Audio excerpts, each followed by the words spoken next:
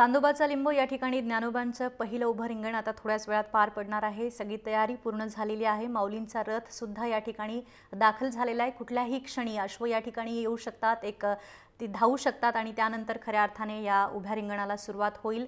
जे वारकरी आहेत ते पूर्णपणे सज्ज झाल्याचं सुद्धा बघायला मिळते। आपल्याला तो नाद, जो कर्णमधुर असा नाद आहे, टाळ असो, चिपळ्या असो किंवा मृदुंगावरती थाप पडताना आपल्याला दिसून येते। एक चैतन्यपूर्ण असं वातावरण या ठिकाणी आपल्याला बघायला मिळते। तरडगाव हे जे आहे त्या गावापासून जवळ पार पडत असतं आणि हे रिंगण पाहण्यासाठी दृश्यांमध्ये जसं आपण पाहत आहेत, वारकरी आणि गावकरी मोठ्या संख्येने उपस्थित आहेत।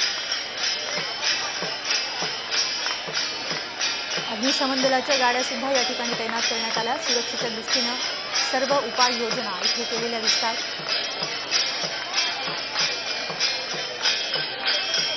प्रतिनिधी अश्विनी जोशी आपल्या सोबत आहेत। अश्विनी, आताच आपण बघितलं या ठिकाणी अश्व धावताना दिसले। फक्त ही एकच फेरी असते का की आणखीन एक धाव या ठिकाणी बघायला मिळेल आपल्याला? पाहू शकतेस की हे जे अश्व आहेत ते पुन्हा चाललेले आहेत त्या तरडगावामध्ये। आता ते आधी धावत आले, माऊलींच्या पादुकांचं दर्शन घेतलं आणि आता हे अश्व जे आहेत ते पुन्हा तरडगावामध्ये चाललेले आहेत। आणि हे सगळे नागरिक जे आहेत ते त्यांच्या पायाच्या खालची जी माती आहे ते त्याचं दर्शन घेत आहेत। सुषमा, बिलकुल, याचा अर्थ आता हा उभा रिंगण सोहळा संपला? हो, आज जो आहे तो उभा रिंगणाचा सोहळा जो आहे तो आता इथे झालेला आहे।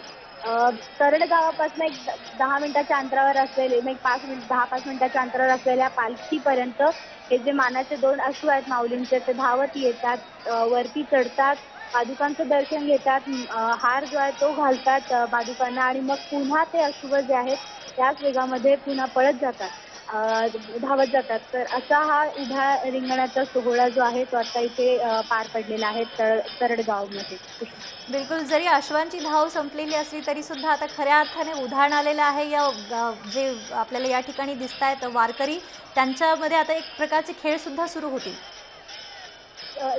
अगदी म्हणजे अश्व धावून पुढे गेल्यानंतर लगेच सगळेजण जे ते वाकले खाली, ते टाचांची जी माती आहे ती घेण्यासाठी, तिथे हात लावण्यासाठी।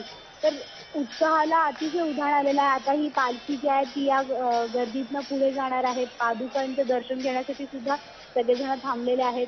तर हा उत्साह, आनंद जो आहे तोच वाढवणं आणि एक आनंदाच्या, उत्साहाचा उच्च बिंदू जो असतो तो या रिंगणांच्या माध्यमातून जो आहे तो पाहता येतो। म्हणजे चालत जातात एक काही थोडं वेगळं आनंद देणारं असं असावं, ज्यामुळे या वारकऱ्यांचा उत्साह जो आहे तो पुन्हा एकदा द्विगुणित व्हावा, चैतन्य यावं त्यांच्यामध्ये आणि पुन्हा एकदा त्यांना तो जोम यावा की पुन्हा आपल्याला चालत पुढे जायचं आहे आणि विठुरायाचं दर्शन घ्यायचं आहे। तर ह्या सगळ्या उत्साह वाढवण्यासाठी हे सगळे जे सोहळे जे आहेत ते इथे आपल्याला करताना दिसतात आहेत।